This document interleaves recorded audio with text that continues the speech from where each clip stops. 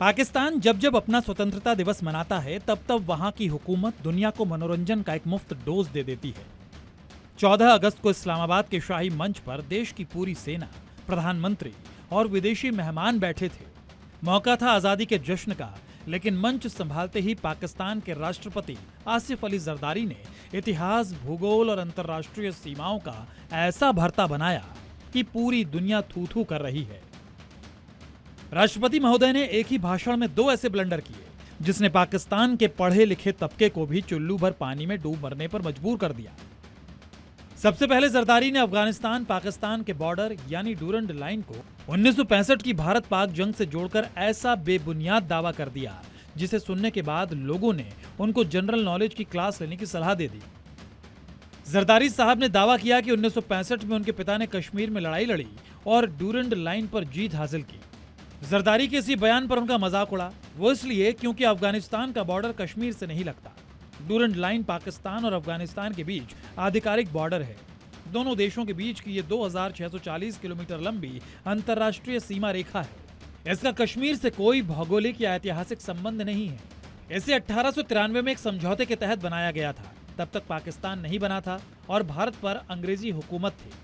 ये line British राजनयिक Henry Mortimer Durand और अफगानिस्तान के अमीर अब्दुल रहमान खान के बीच हुए समझौते के तहत बनी थी ताकि बॉर्डर तय किया जा सके।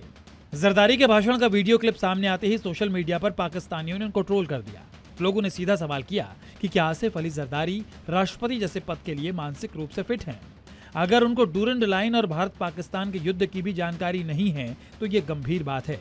बात सिर्फ इतिहास की अज्ञानता तक नहीं रुकी।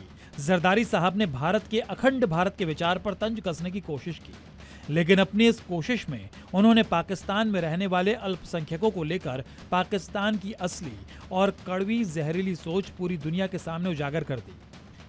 जरदारी ने कहा कि भारतीयों के दिमाग में अखंड भारत का एजेंडा है। वो भूल चुके हैं कि हम मुसलमान हैं, लेकिन हम उस सोच के मुसलमान हैं कि हम पाकिस्तान में 3 से 4% हिंदू आबादी को बर्दाश्त करते हैं। वो भारत जाने की बजाय हमारे साथ रहना पसंद करते हैं। जरदारी साहब के इस एक बयान ने पाकिस्तान के समान नागरिकता के दावों की धज्जियां उड़ाकर रख दी। सच्चाई यह है कि पाकिस्तान की अपनी ही आधिकारिक 2023 की जनगणना के अनुसार देश में हिंदू आबादी कुल जनसंख्या का मात्र 2.17% यानी करीब 52 लाख बची है।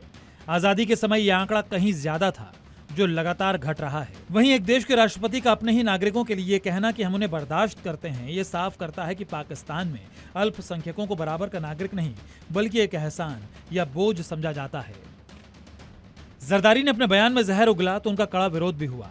हिंदी फिल्मों के गीतकार और पटकथा लेखक जावेद अख्तर ने सोशल मीडिया पर लिखा कि पाकिस्तान के मिस्टर जरदारी, जो बेनजीर भुट्टो से शादी के बाद चर्चा में आए थे, कहते हैं कि वो अपने देश में 3 से 4% हिंदू आबादी को बर्दाश्त करते हैं।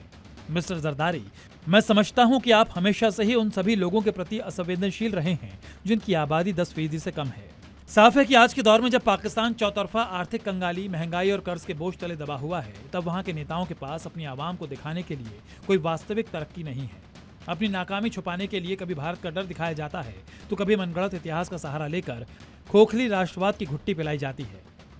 लेकिन जरदारी साहब ये भूल गए कि साल 2026 के सोशल मीडिया के दौर में झूठ और अज्ञानता की डूरंड लाइन ज्यादा लंबी नहीं खिंच सकती। दुनिया अब सीधे फैक्ट चेक करती है और इस फैक्ट चेक में पाकिस्तान के राष्ट्रपति पूरी तरह फेल साबित हुए हैं।